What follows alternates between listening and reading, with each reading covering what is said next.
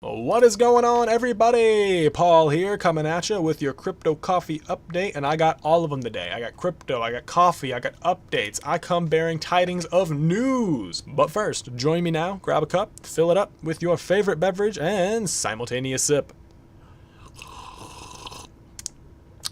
Starting the day in solidarity is indeed the way to start the day. Let's go ahead and get into the news, and I am actually going to be taking out the trash today, so bear with me as we kind of skirt along a few various topics for your enjoyment and interest.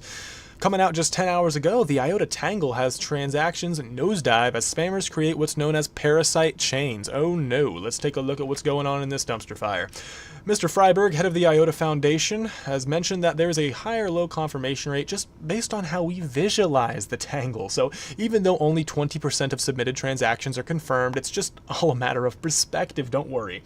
And he makes sure to assure the community by saying these questions are asked in the community and we're asking them ourselves. We're all just as intrigued as everyone, and if not, we'd simply be doing something else. Well, frankly, if I'm going to be investing in a project, I want you to be the expert in the field, not us holding hands, locking arms, and walking towards the gulags together, my communist comrade. Anyway, let's go ahead and continue expanding this point because he says, this protocol has been designed to be resilient to funny things happening. That's not really technical terminology. I don't really think it's too funny when your network confirmation drops off like a train, but Mr. Freiberg apparently thinks it's hilarious. Now, this is, of course, the same organization, IOTA, that when pointed out that their absolutely bonkers curl P consensus algorithm was decried by the cryptography community as basically nonsense. It had a non-negligible amount of hash collisions, which could cause the entire network to eventually shut down. The head of the project, Dan Stonsenbow, came out and vehemently defended curl P, saying there's nothing wrong and IOTA is indeed working as intended. Perhaps you could say it's being resilient to funny things happening. But nonetheless, Dan instead pulled curl P and replaced it with SHA-3. So one has to wonder, if nothing was indeed wrong with curl P, why did they replace it? And that doesn't set a good precedent here. If indeed, Mr. Freiberg, there's nothing wrong with the confirmation rate dropping off, can we expect you to keep with the precedent that Dan has set and for some reason fix it, even though nothing is apparently wrong? After all, considering there's a drop-off in confirmation rate, you can see here in the paragraph, the IOTA project, including a very recent announcement that it was picked as part of a €30 million consortium to develop smart cities in 7 urban environments. One has to wonder if grandma's bus ticket based on her meager social security just is considered a spam transaction and won't be confirmed by the network. Pshaw, pshaw. I wonder how a city like that would function. Moving on to the next garbage bag in the dumpster, EOS hands out a whopping $348,000, ouch, in bug bounties in just 5 weeks. Now, this may not sound like a lot, given the project raised $4 billion that we still don't know where it came from. Kinda strange, but point of the matter being, let's explore.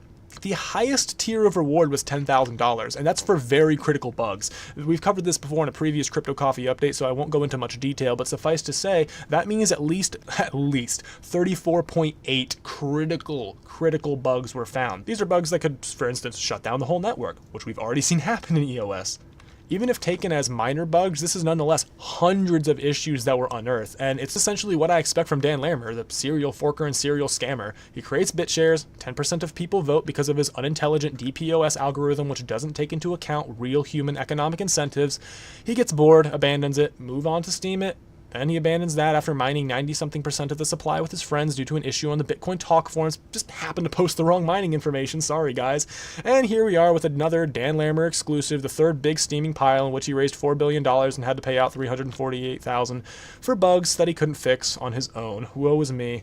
And next up we have TRON, the newest steaming pile in the dumpster. How many TRX I get for vote a super representative? Obviously the highest linguistic intelligence coming out of the TRON community. This is space comma, maybe space comma, the most popular question. Let answer then. Yes, let answer then to explore how much looks such as the TRON could make to do the super representative in the TRON community. Oh, by the way, that was a nonsense sentence for anybody who's not a native English speaker. I'm poking fun here. Point of the matter being, TRON uses the same derpy DPoS system that the scammer Dan Larimer built, which is perfect considering Justin Sun, with his hand so eloquently placed on his face, Oh, by the way that hand is placed is actually something they teach you in psychology. It's to convey the idea that you're listening and accepting and open to new information. So this guy's an intelligent scammer, people, and it's no surprise that 98.32% of all TRON is held by the top 100 wallets. So one has to wonder, who's going to be voting for these individuals? Are we going to have the same issues with EOS, where Block 1, who controls effectively the entirety of the supply in terms of voting? Wait, Paul, it's only 10%. Yeah, voter apathy, DYOR. What's going to happen with TRON? Is it going to be even worse? Assumingly, after all, if you could do basic arithmetic, you can realize that less than 2% are held by people who actually invested their own money, and it seems that the rest are all held by exchanges and large whale accounts, assumingly the same individuals who founded the project. All right, let's go ahead and crawl out of the dumpster. You guys can feel free to wash off now that we've already waded through those garbage projects. It's always hard trimming the fat, which is actually the name of this episode. We're trimming the fat from the 2017 bull run, where garbage projects like TRON, EOS, and IOTA were pumped up to the moon simply because they have individuals who kind of know what they're doing, but when it comes to actual economic incentives and designing cryptographic systems, are so far out of their league that they really don't know their ass from their elbows. After all, it's been said, if you can't dazzle them with brilliance, baffle them with bullshit, and that is exactly what we see in these nonsensical responses. But let's go ahead and get into more relevant news. Bancor crashes after a hack. Oof, $23 million stolen from the Bancor network. What happened?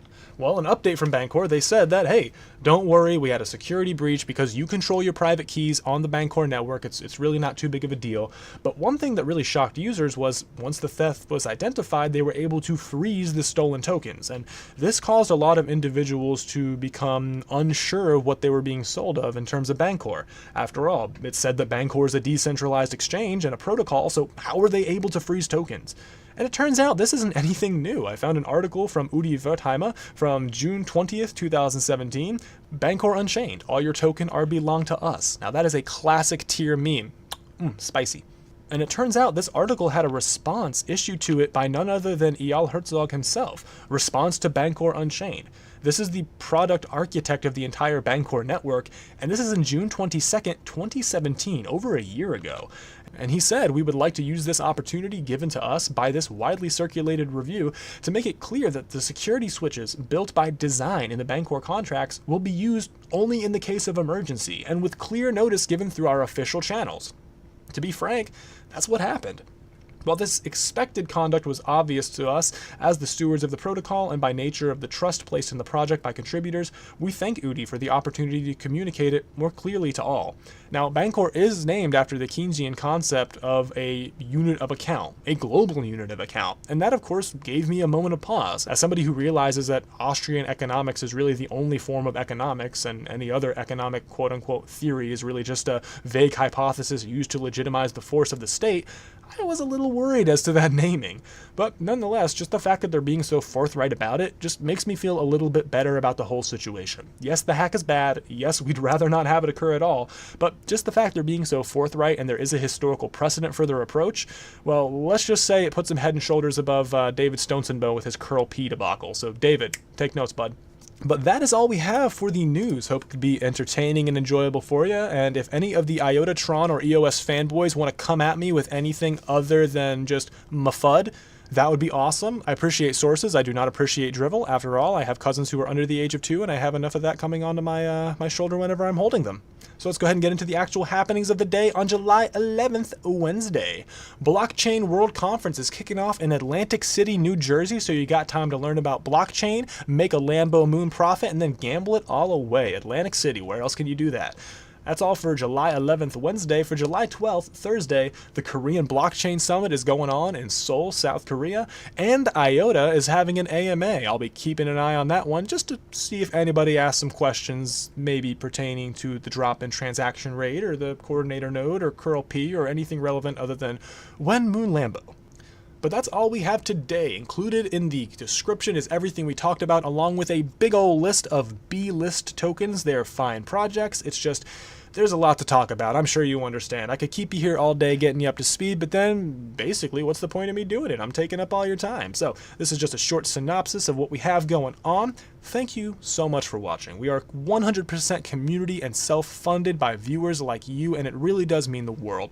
If you feel so compelled, you will find donation links below in the description, and a like on Viewly goes a long way. They are by far our favorite platform. They treat us very well, and I truly believe that YouTube is going the way of the dinosaur, and we're going to see these decentralized video platforms become even more popular as time goes on. So you want to be an early adopter? Now's your chance. But for now, this is Paul signing off. Thanks again for watching. We are Cryptide, and remember, the tide is rising. But not for the dumpster coins.